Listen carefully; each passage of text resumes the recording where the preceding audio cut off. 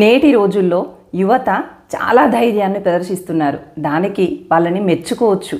కానీ కొన్ని సందర్భాలలో వాళ్ళ ధైర్యము మూర్ఖత్వంగా మారుతుంది. ఇటీవల కాలంలో గమనిస్తే రీల్స్ చేస్తున్నామంటూ ట్రైన్స్కి ఎదురుగా పరిగెత్తడం, ప్రేమలో విఫలమయ్యామని చెప్పి ప్రేయసిని చంపేయటం, వాళ్ళు చనిపోవటం, అలాగే పెద్దల పట్ల దురుసుగా ప్రవర్తించడం, ఏది మాట్లాడాలనిపిస్తే అది వాగేయడం, వెనక ముందు ఆలోచించకుండా తప్పు ఒప్పు ఏమీ పట్టించుకోకుండా ఏది నోటికొస్తే అది గబగబా మాట్లాడేయడం, చిన్న పెద్ద అంటూ తేడాలేమీ లేకుండా ప్రవర్తించడం కొంతమందిలో గమనిస్తున్నాం.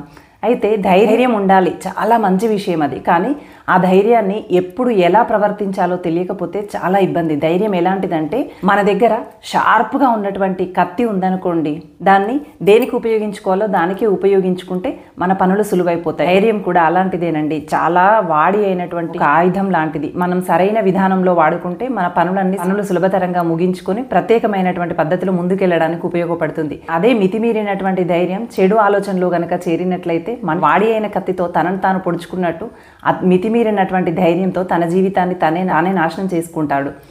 ఎలాగంటే ఇదిగో ఈ కథలో గమనించండి, ఒక ముగ్గురు మూర్ఖత్వంతో కూడినటువంటి ధైర్యవంతులు, సాహసవంతులు. వాళ్ళ దగ్గర అన్ని విద్యలు ఉన్నాయి, అన్ని విషయాలు తెలుసు, వాళ్ళకి ఈ ప్రపంచంలో తెలియని జ్ఞానం అంటూ లేదట. కానీ వాళ్ళ దగ్గర ఉన్నటువంటి మొండి ధైర్యం, మూర్ఖత్వము వాళ్ళని ఏ విధంగా పతనం చేశాయో ఈ కథలో తెలుస్తుంది మీకు.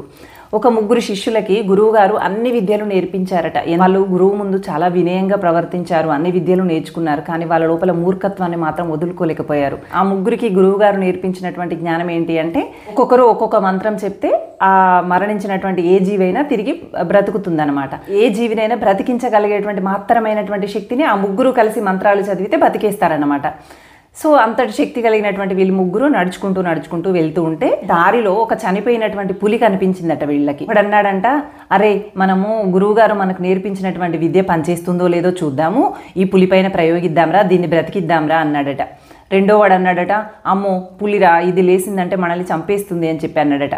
మూడోవాడు అన్నాడట, అరే మన ధైర్యం గురించి మర్చిపోయావరా, మనం ఎంత ధైర్యవంతులము, ఈ పులికి భయపడతామా మనము, మన దగ్గర ఎంత ధైర్యం ఉంది, మర్చిపోయావరా అని చెప్పి ధైర్యం చెప్పాడట. వెంటనే ఇద్దరు కూడా, అవును రోయి మనం చాలా ధైర్యవంతులం, మన ముందు ఈ పులి ఎంత, మనం ముగ్గురం ఉన్నాం, అదొక్కటే ఉంది అని చెప్పి ముగ్గురు కలిసి దానిపైన మంత్రాలన్నీ ప్రయోగించి దాన్ని బతికిచ్చారట. అది ఒక్కసారిగా లేచి ముగ్గురిని తినేసింది.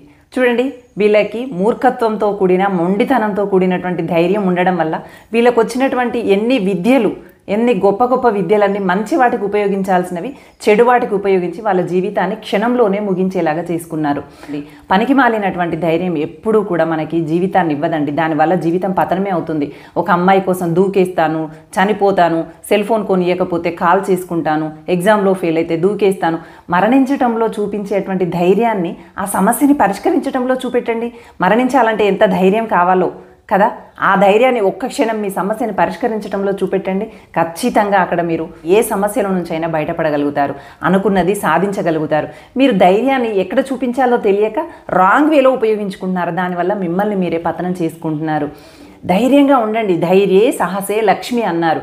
కానీ ఆ ధైర్యం ఎప్పుడు, ఎక్కడ, ఎలాంటి పరిస్థితిలో, ఎవరితో ఎలా ఉండాలి అనేది తెలియకపోతే విపత్కర పరిస్థితులను ఎదుర్కొంటాం. మన జీవితాన్ని మనమే సానబెట్టినటువంటి కత్తితో బలి చేసుకుంటాం. అందుకని ధైర్యాన్ని సరైనటువంటి రీతిలో ఉపయోగించుకుంటూ మీ తెలివితేటల్ని ప్రదర్శించాల్సినటువంటి సమయం వచ్చినప్పుడు ధైర్యాన్ని ప్రదర్శించండి.